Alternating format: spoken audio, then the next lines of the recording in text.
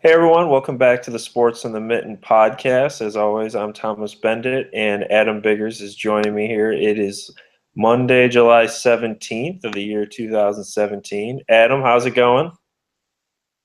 I can't contain my excitement right now. I'm going to open up. I got to say it. I have to congratulate Corey Milbrat tonight. Great game pitch, complete game, 7 strikeouts, 2-1 win for us, the Flint Wolves over the Bulldogs.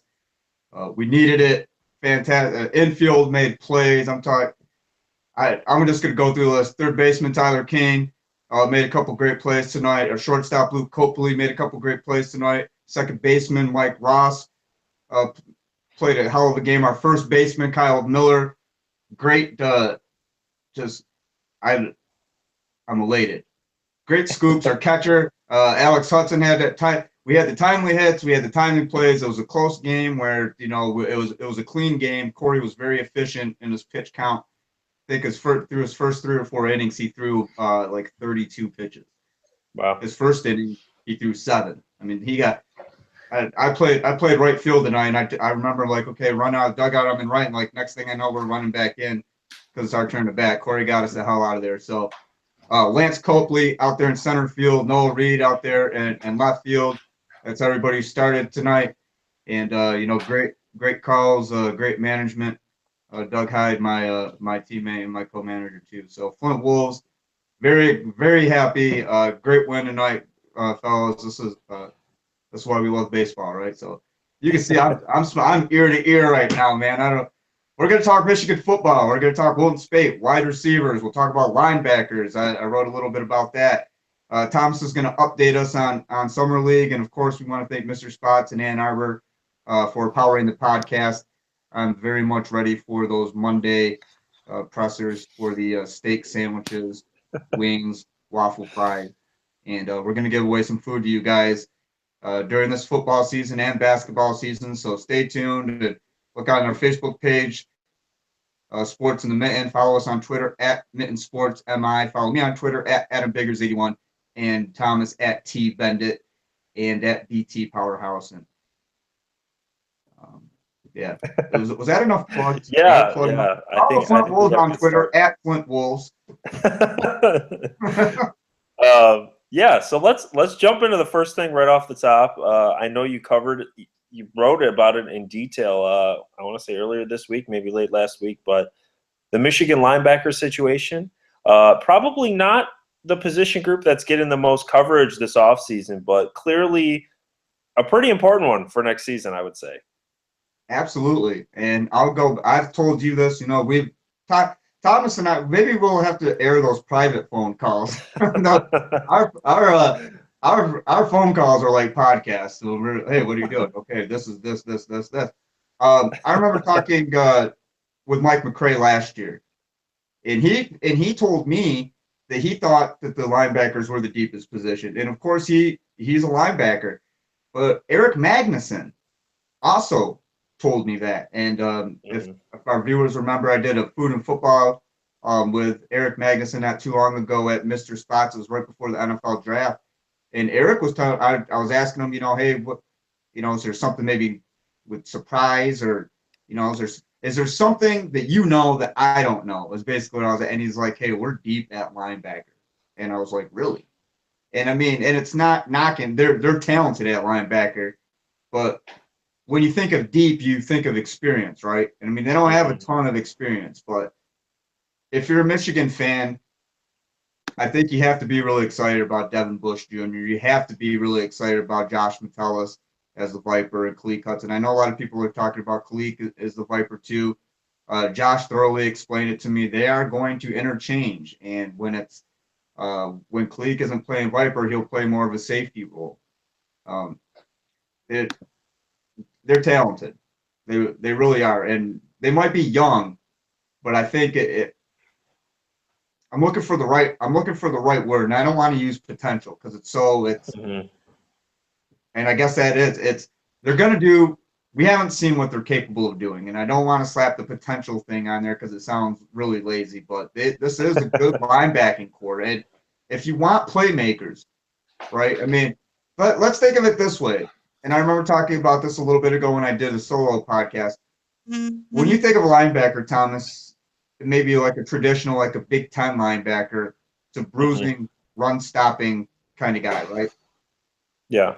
Okay, is he a guy that you necessarily feel like maybe has the athleticism to scoop up a 2-point conversion, miss 2-point conversion, and go 97 yards for a touchdown? Probably not. Probably not the old school one. Josh Metellus can. We should, Mm-hmm. we should, I was on the field when that. I remember the Metellus and the Chris Evans touchdowns. Those were crazy, and to be on the field for both of those, or not Metellus touchdown, but the 2-point conversion, the 2-pointer, to be on the field for both of those plays. I mean, and Josh just end to end, 97 yards. I mean, when you look at that type of athleticism at linebacker, I feel like it's got to turn your head a little bit. Absolutely. I mean, I think that's one of the biggest things that, people are always. I mean, I know Harbaugh has been here for a while. He's going into his third season, and maybe it's the constant media coverage, but it seems like he's been here forever already. But I think one of the big things when you look in how has Harbaugh compared to Brady Hoke on the recruiting trail, and I think one of the biggest differences is Harbaugh really wants the athleticism. I think he's really recruited it, and obviously, some of the linebackers are carryovers from the Hoke staff. Obviously Mike McRae starting off the top, but when you look at guys like Metellus, as you mentioned, which he's probably going to get some time at safety for sure, but Devin Bush can fly. I mean, I think he's going to be a big problem for other teams, blitzing. We saw it in the spring game. There's no reason to think that's going to change during the season with Don Brown's aggressive defense. And I mean, I think you're totally right as far as the potential goes. And moreover, the thing that I think should really excite Michigan fans about the linebacker group is I feel like it's very diverse in the sense that you got guys who can move to different positions. They can do different things on the field. You mentioned Hudson, who is – I don't want to say this because I feel like it's not truly accurate, but he's going to try to fill into that Peppers role last year. I don't want to put that on him because, you're talking about an All-American Heisman finalist. That's not exactly an easy role to step in, and certainly they won't ask him to do the same things. But, you have Glasgow, you have Furbush if you need to go big. I think they're really deep. And just starting off the top, when you have McRae and Bush, I mean, I'd have to sit down and really go through the linebackers, but I'd have to think those guys would be right in the all Big Ten consideration at season's end. Oh, absolutely. And that's kind of the point that I've been trying to make. I think when I've been writing about Michigan linebackers lately, when I've been talking about Michigan linebackers, and you hit on it right now is a type of linebacker. And let's fast forward a little bit to the class of 2019. Right now, Charles Thomas is committed. I had a great conversation with Thomas. I've been in communication with him. We're going to have him on the podcast before the end of the summer, before he goes back to school at IMG. And look at him and compare him strength, speed, size, the fast and physical. And we hear that all the time, but fast and physical is fast and physical. And you don't get it unless you watch a guy like Devin Bush play or Josh Metellus. And I remember Wilton Spate saying at the after the spring game, he called Devin Bush explosive. Said he's just so explosive. And that's the type of guy. Charles Thomas is of that mold. And Mike McRae is very athletic too. He's not a Harbaugh linebacker per se, but Mike McRae is also one of those types. He's very athletic. But I think we're gonna see more of the Devin Bush types. We're gonna see more of the Khaleke Hudson types. If he's a linebacker, Khaleke, I'm viewing him more as a safety. But Josh Metellus, that kind of thing. Josh Uche. Devin Gill will probably play a little bit of linebacker. I think he'll be a safety and a linebacker. That's the type of athleticism that they want. And really, I think if Josh Metellus and Khaleke weren't playing the Viper, I think that Devin Gill might be athletic enough. I think Devin Bush is certainly athletic enough. And that's kind of where I was going with the point of that. And with Charles Thomas, that just solidifies it for me. As far as these are the type of guys. And for the record, they're talking about him as a Mike or a Will, so not necessarily not a Viper, but at the same time, I mean, you're going to have a group of guys who are all athletic enough to play the most athletic linebacker position, if that makes sense. Yeah, I totally agree, and I think another point as far as the athleticism goes is, if you take a step back and you look at Harbaugh's tenure at Michigan, and again, it's 2.5 years, 2 full seasons at this point. You look through, and generally speaking, the one game on the negative side that really sticks out is the Ohio State game the first year, because they lost to Utah his first game, barely tight game on the road. Michigan State, obviously the crazy punt finish in 2015, and then last year they lose 3 games, none of them at home, all by a combined 5 points or something. 12-10 Iowa, 30-27 Ohio State, and 33-32 Florida State.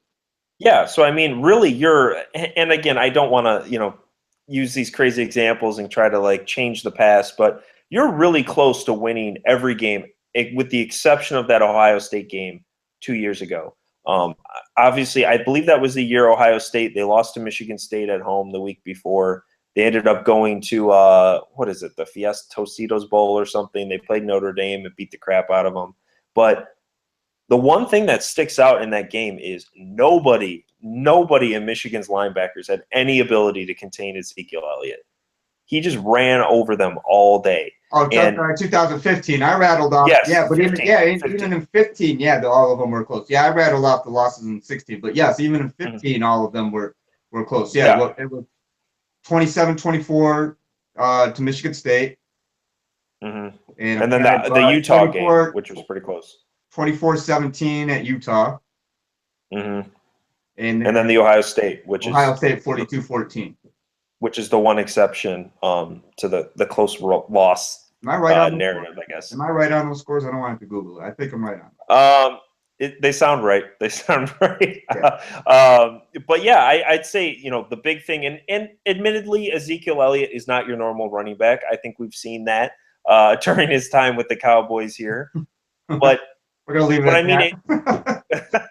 But, if you want to compete at the top level, you're going to have to stop guys like that. And again, maybe not quite that level, but realistically speaking, you're going to have to stop some big-time running backs. I mean, or runners in general. I mean, you look at Alabama, the guys they're sorting out. Obviously, Ohio State, they had Curtis Samuel last year. He had some big crushing plays for Michigan in that game last year. It's a reoccurring thing. And I think the thing is there's no doubt the linebackers killed Michigan in that game. And I don't want to rip them apart. Again, easier said than done to tackle Ezekiel Elliott, but they needed to play better than that, and the athleticism is what killed them. And, certainly getting more athletic, we'll see how these guys turn out, but I think that's a big step. But moving past that a little bit, Adam, do any of the freshmen, do you think they have a chance to contribute this year, or is this kind of a situation where the group is so deep that they're probably just going to have to redshirt or play in special teams roles this year? Well, next year was 14-13 to Iowa. I wanted to mention it. Okay. Akram Wadley also. If you remember, yep. Akram had a big game. I'm sorry. What was your question again? My question was about the freshmen this year, your opinions on them, specifically the linebackers, if they're going to have an opportunity to contribute, or if you think the group is just too deep for them to really get any serious snaps this year. Well, I don't think there's any question that it's Mike, Devin, and Josh and Josh. Josh Uche. I think it's that core group. I don't think we're gonna really see a ton of guys outside of that. As far as freshmen go, let me pull up the class here. I'm still kind of reveling in the wind right now. I'm sorry. I'm still sure. I'm still soaking it in. So and I should know every single guy in this recruiting class. And I do, but I just want to make sure that I cover everybody. But as far as let me put it this way: as far as any freshman making an impact, I think, and we've gone over this before. I think if there's one that's going to do it, it'll be Aubrey Solomon on the D line. I think that maybe in the secondary, there's a chance with Ben St. Juste. I think that he's gotten a little bit of he made a little bit of a name for himself. Michigan, I don't think Michigan in this class has a linebacker other than Drew Singleton and Jordan Anthony. I think They they're got the only two linebackers, I aren't want they? to say they have. Don't they have Ross? I want to say.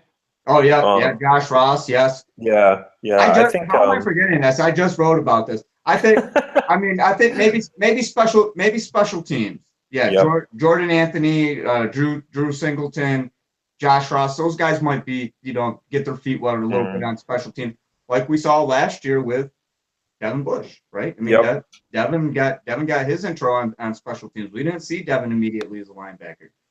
So I'm in total agreement. I think this group is just a little bit too deep to expect much out of there. I know a lot of people are high on Anthony. I want to say one of the sites either had him as a 5-star or like just short. I want to say Rivals. I could be wrong. I think he's a little bit raw. I think he's one that probably is best suited with a year to develop. I could be wrong. You never know until they show up on campus. But I think Singleton is another one, which his tape is awesome, but he's had the big injury in high school, and you kind of expect that's going to take a little bit of time to recover from, especially with the college transition as well, kind of sandwiched on top of there. But I think this group, it's going to be those returning guys like you talked about. I mean, Mike McRae, Devin Bush, those guys are going to be on the field pretty much the whole game. And then I think it's really about depending on what team you play against, when you play against Iowa, well, I guess Michigan doesn't play Iowa this year, but, when you play Wisconsin, when you play the bigger teams, I think you're going to see Furbush get a lot more snaps. And when you play some of the smaller teams in the spread, like Ohio State, I guess Maryland, maybe Penn State, you're going to see a little more of those Viper guys like Hudson and Metellus and whatnot. But I think it's a deep group, and I think they can make some noise, though. And an interesting thing too with these linebackers, and I mean it goes without saying, right? Michigan's going to hit the big school, the big high schools. They're going to get the big recruits. But I mean, if you look at it, just from the linebacker standpoint, these are IMG kids. These are Pyramus kids that are coming in right now. I mean, if you look at the job that Devin Bush Sr. did at Pembroke Pines with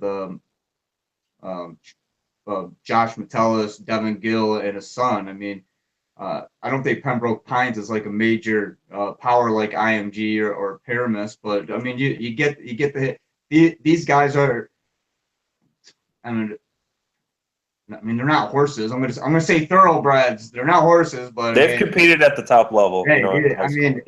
If you're looking for, and that's what, and again, that goes back to the point. If you're looking for the best type of linebackers, the most athletic, and they're coming from these proven programs, I mean, it's just the checklist is all there. Corey Malone Hatcher, actually, he tweeted Jim Harbaugh. Basically, it's like having a monopoly. If you want to get in the gas business, Jim Harbaugh has a monopoly on the gas business. And I retweeted, and it's like, he's got the gas, the juice, not the gas, like he's got gas, but the juice. Whatever the kids are saying, there's a song about I got gas. I heard it on my little batting practice mixtape. Yeah. So I think that's what. Anyway, Harbaugh's got it. Harbaugh's got it going on, right? So, and it's evident in the way that they're recruiting. One quick note I do want to make about Charles Thomas, because I thought this was pretty cool. He was telling me that Don Brown sat him down during his visit, and they went and broke down film for an hour and a half. Wow.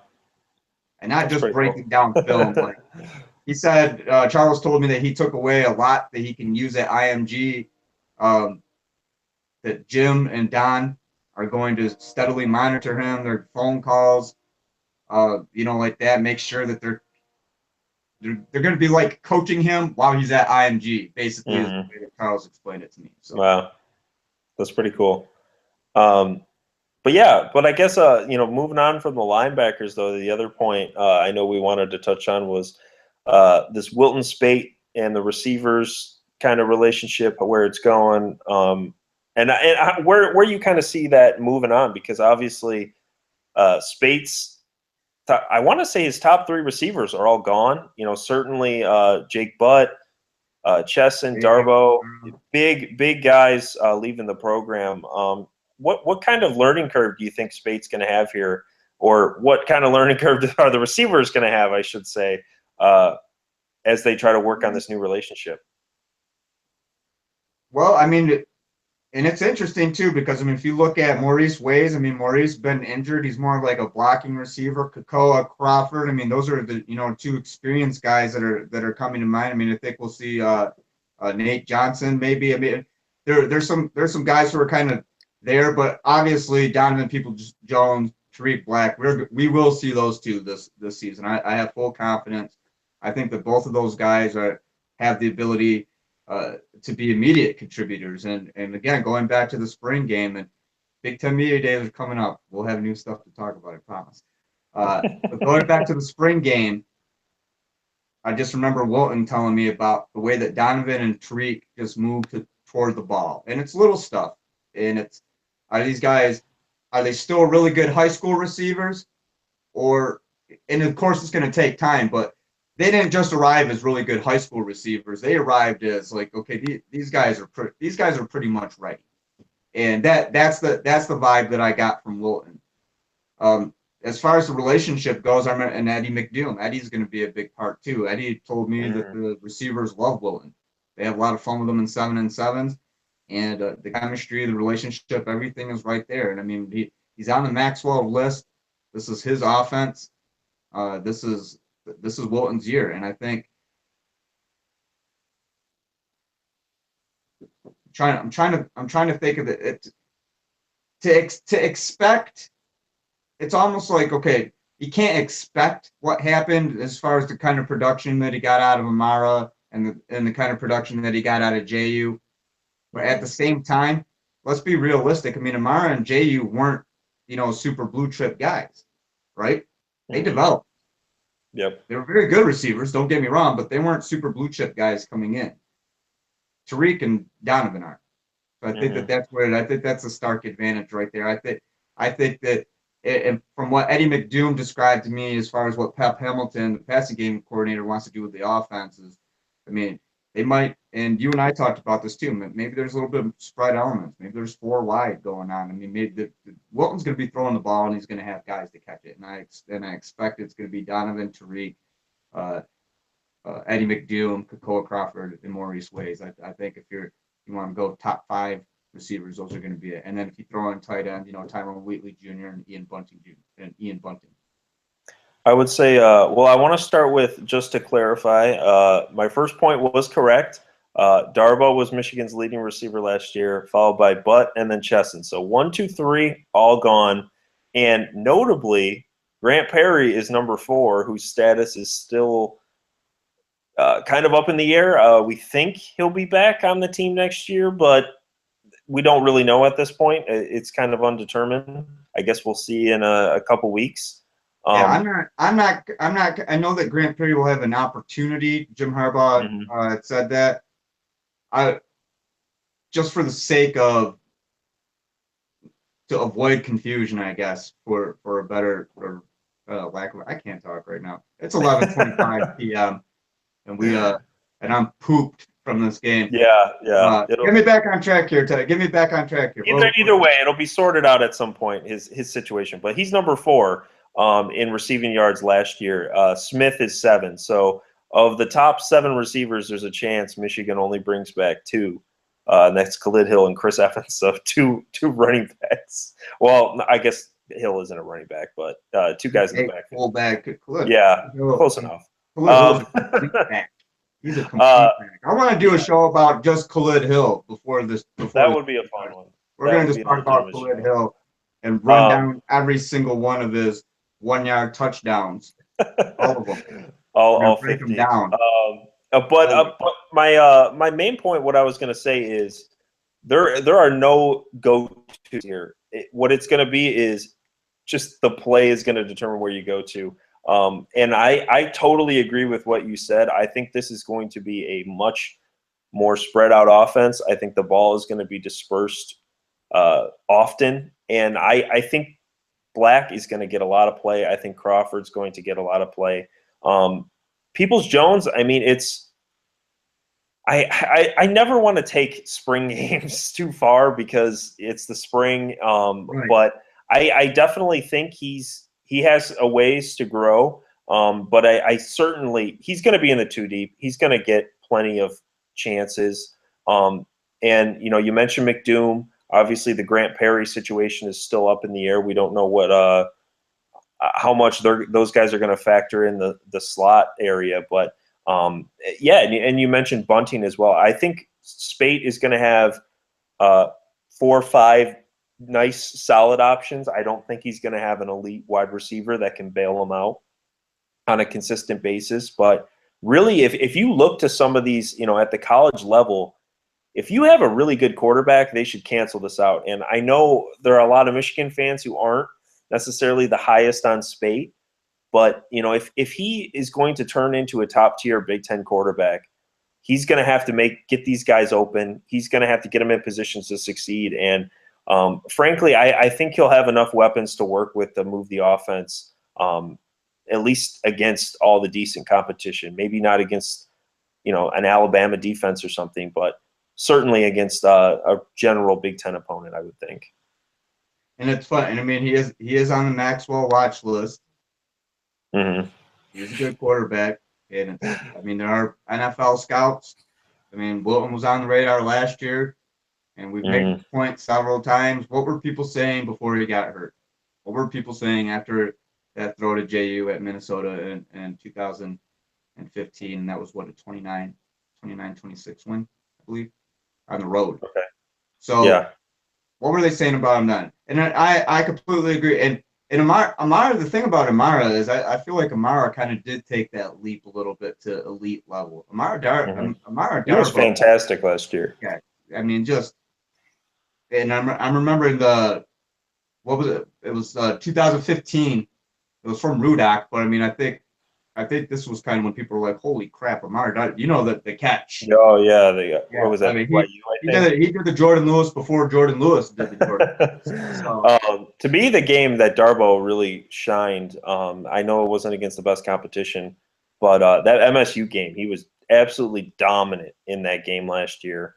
And, you know, he ended up being a pretty high draft pick. Was he in the 2nd round or the 3rd round to the Seahawks? Yeah. He went to the Seahawks. He wasn't early. Was he 4th round? I thought he was higher than that. We'll have to Google this. I'm doing it right now. Okay, excellent. 3rd round. Okay, 106th pick, yeah. Okay, yeah. So, I mean, he turned into a nice draft pick, and I don't think you're going to have a guy like that, which certainly Spate has to get him the ball, but I thought, you know, like that MSU game he took over last year. I don't think you're going to have a guy who can take over a game as a receiver this year for Michigan. It's going to have to be Spate who's going to have to find the guys and create the opportunities. But with that, any final thoughts on Michigan football before we jump into the summer league here for a second? No, Thomas is going to go. I'm going to sit here and hey, DJ Wilson, Bryn Forbes lighting up at summer league. Thomas is going to tell us everything we need to know.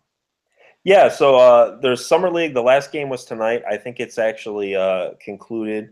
For those who aren't super familiar with the summer league and how it works, what it is it's like 2.5, 3 weeks or so in July after the NBA draft. All the NBA teams participate in some capacity, and what they do is they put their draft picks in there, and then they sign some guys who are either undrafted or kind of a couple years out. It's supposed to be a way for them to sort of scout the field, see who deserves a roster spot, and so on. And obviously there are a couple Michigan guys in it. There are a couple Michigan State guys of note. The big one for me has been Bryn Forbes. He's playing for the Spurs. He's averaging like 26 points a game in the summer league. Well, I guess he averaged since it's over, but absolutely tearing it up.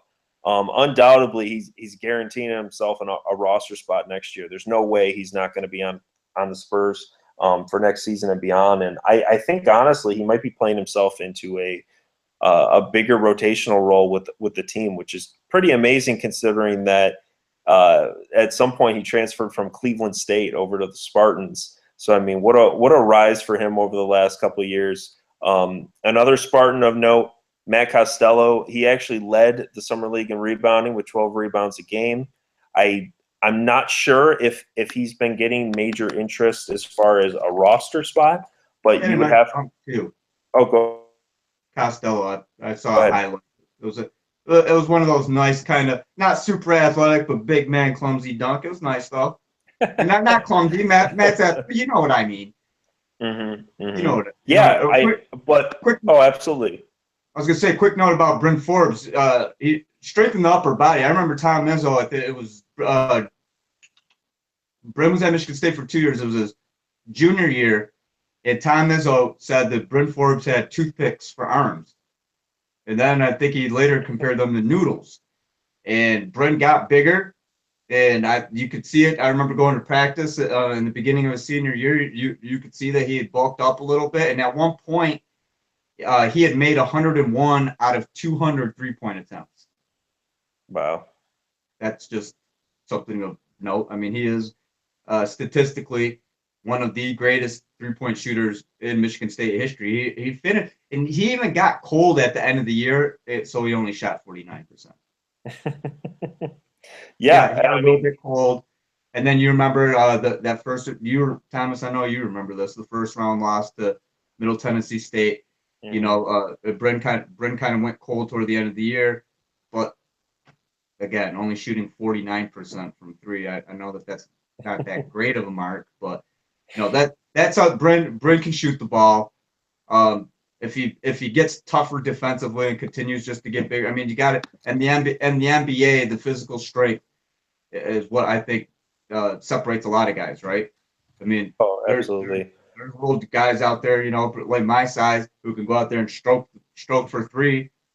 But I mean, if you can't do that with you know, a 6'4", 6'5", 200-pound, or even, you know, another 6 foot, 180, 190-pound point guard in your face, then it doesn't mean anything, right? So I think that's where Bryn is separating himself too, just getting stronger. Mm-hmm. Yeah, I definitely agree. I think no matter how you look at it, he has been one of the best players in the summer league this summer, and not only for the Spurs, but across the entire summer league. Which, considering the kind of talent that's in there, that's a pretty big statement. I will point out to everyone again who doesn't follow the summer league all that much. It's not a perfect indicator for what's going to happen in the season. There are plenty of guys who tear it up in the summer league who never do anything in the real NBA season.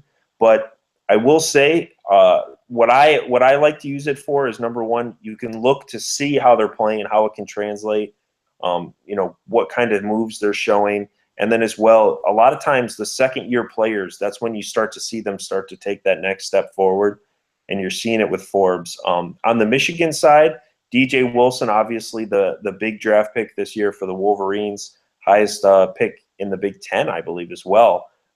He's been playing pretty well for the Bucks. He has averaged 11.8 points per game, really diverse play, 5.4 rebounds as well. And I think he's playing himself into a nice role. Obviously, he has a guaranteed deal next year as a high first-round pick. But I think he could maybe become a rotational player for the Bucks next season. It'll be interesting to see. But the Michigan and Michigan State guys showing up well in summer league play this year. I want to make a quick note. And I don't know, Tom, did you see that tweet earlier today by the Florida running back Mark? Oh, yeah. Yeah. Well, this thing's getting a little bit of traction. Chris Evans just retweeted it, so I think the Michigan players are aware. We did, and the commenter viewer, forgive me. It's on one of our earlier videos. Someone had commented. It came up on a notification. They said they're so tired of hearing all this talk about how Michigan is going, or how Florida is going to annihilate Michigan, how Michigan's young, how Michigan's weak. One, I don't know who they're talking to, because I haven't heard that as a general conversation. Michigan's favored by Vegas. If that is the case, a commenter out there, I want to let you know, you should have some confidence. I'm assuming that you're a Michigan fan. They are young. They're not weak by any means. They're strong. They're fast. They're physical. And yeah, this is adding it. You know, this is where the social media, right before, maybe it was like, oh, I talked to my buddy on the phone, and he's got a friend who plays over here. You know, hearsay. Boom, you can hop on Twitter, and these guys are like, man, Mark Thompson, the disrespect is crazy. I can't wait till we break. Ugh. Let me start over. The disrespect is crazy. I can't wait till we beat the brakes off Michigan. Hey, they did the same thing before the bowl game. What was the guy? He said they have 11 Jabril Peppers on their defense or whatever, and Yeah, someone gave up 41 points. someone replied to that. I'm looking at some of the we got 11 Jabrils on our defense and a bunch of smiling, crying emojis. Yeah. It is. I would just say I think the thing for me is any person who's being realistic about this game, both the teams are relatively similar profiles. I mean, both have recruited well, both have a lot of talent, but they both lost a lot. I mean, I think they project pretty evenly on paper. As I mentioned, I know Michigan's favored currently, but it's by like a point or two. I mean, it's nothing. This is about a push, and I think with the neutral atmosphere, it projects to be a pretty tight game. That's all I can say. Oh, absolutely. I think it's going to be a great. I'll tell you this: the last year, the Orange Bowl, and I wrote a column. That was a fantastic college football game. Mm-hmm. I think it was one of the best bowl games of the season. Oh, honestly. Absolutely. I think that we're going to see. I'm hoping that we see one of the best regular season games of the season. And boom, week 1, September 2nd, at Jerry's World in Arlington, Texas. I will be there, and I'll say this. I knew going into the Citrus Bowl, I knew Michigan was going to win that game. I was thinking it was going to be more of the rain. I want to say I predicted like 33-14, 33-17, something like that. And I'll always remember Chris Wormley telling me that they're pissed off. That was his quote, pissed off. And Florida quarterback Treon Harris, that backyard, he called it backyard touchdown, and that pissed him off. And then we saw what happened. And he told me in the second half that he could look across and he could see their offensive line was getting tired, and that they knew that they were getting beat. So that's one thing that I do think that Michigan with Harbaugh does. You don't really see, at least I don't. And correct me if I'm wrong here.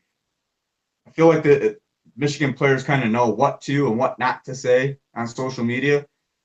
And I mean, you got to appreciate the Mark Thompson, of course. If your team, you always think your team's going to win, right? I thought my team was going to win every game this summer. I thought we were going to be good enough. And so I mean, you got to have confidence, but at the same time, beat the brakes off. I mean, then you start talking about beating the brakes off or any other part, beating anybody up, any other part of a car or a body or whatever, then you open up yourself to some trash talking. So, and then when you open up the floodgates to trash talking, then you got to hope that you don't, and then you don't get forward. And I'm going to quote this reply because this is funny. This is some funny stuff. He said, "Y'all got 41-7 by an Adidas Michigan with no Jabril. Y'all 0-3 versus Michigan. Take a seat, boy. We don't know you. Just see the tweet."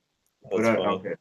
Yeah, the first part was pretty funny. So if you're Florida, you got to hope that because now you opened yourself up, right? Your player is the one out there saying this. So now you open up yourself. Now Florida, if you don't win, then Mark Thompson, the disrespect is going to get crazier.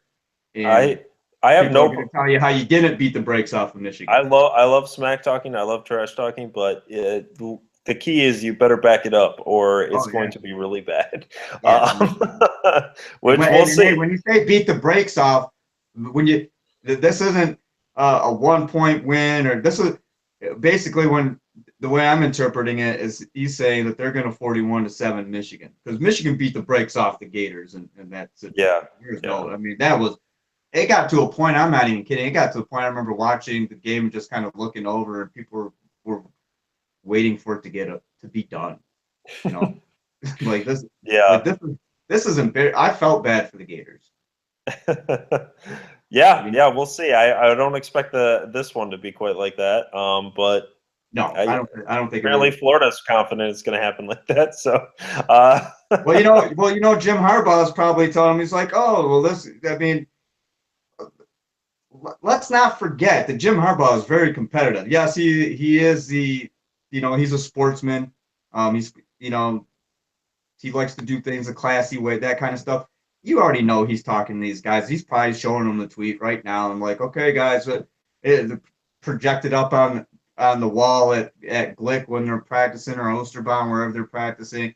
I mean, you got to believe that these guys, and with it retweeted, all these guys, Chris Evans retweeted it. I'm sure other players have too. I mean, as if they needed extra motivation. Well, now they got a little bit more, because again, it's not just we're going to beat you. We're can't wait till we beat the brakes off of you. So. Yeah. But they just gave Michigan extra motivation for this week's workouts. That's all I'll say. And it's July 17th. Yep. The heat is building. Mark Thompson, it's July 17th, man. You still have there's still, what, 8 weeks? 7 weeks? Yeah, something like that. All right. Well, do we have any other more topics to talk about, or can I brag a little bit more about the Flint Wolves? You should get a couple minutes here to brag. All right. Again, great win tonight, fellas. I hope you're watching. Tyler King, great play tonight. Luke Copley, great play tonight at short. Tyler at third. Mike Ross at second. Kyle Miller at first. Alex Hudson catching. Corey Milbrat, 7-inning complete. We only play 7 in the Summer Collegiate League. 7 complete innings, about 7 strikeouts, maybe 8. I think it was at least 7. He was on tonight. And here's the thing, too. He got himself out of 2 bases loaded jams, 3 big jams where he had runners in scoring position, twice with the bases loaded. And I'll say this, it was getting crunch time. They loaded up the bases, 2 outs. And this was, we were clinging to a 2-1 lead. Doug Hyde, my co-manager, was like, all right, yeah. I remember he turned to me. He's like, one more guy gets on, I'm yanking him. We're pulling Noah. And Noah Reed pumps 90 all day, right-handed kid, pumps 90 all day. And he's like, we're going to get Noah. And we're like, okay. So he's going out, and Corey's like, back off. So I love the way that Corey took control, even though he basically told his managers, like, no, get away from me. I'm finishing this game. So he Verlandered us, but I'm very happy. We needed the win, and it was just great. Corey had that look in his eye. Corey's a very competitive guy. He had look tonight, and we just and we rode him. So it worked out well. So again, Bulldogs, you guys played a great game tonight, but I'm happy that we won. So I'm Adam Biggers. Michigan State. I can't even talk right now. Michigan State beat writer for FanRag Sports. You can follow me on Twitter at AdamBiggers81. Don't forget MrSpotsAnnArbor.com. Go visit them, 808 State Street. Tell them Adam and Thomas from Sports in the Mitten sent you. And we're looking forward to football season, aren't we, Thomas? We are indeed. I'm Thomas Beindit. You can follow me on Twitter at @Beindit for your Big Ten hoops coverage and some random Michigan State thoughts here and there.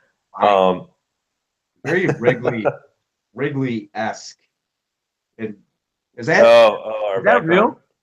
Or is that fake? Yeah, I think it's fake. I don't know. Oh, anyway, we'll sign off this time, and we'll see you guys next time. Thanks for watching, everybody. Go Wolves.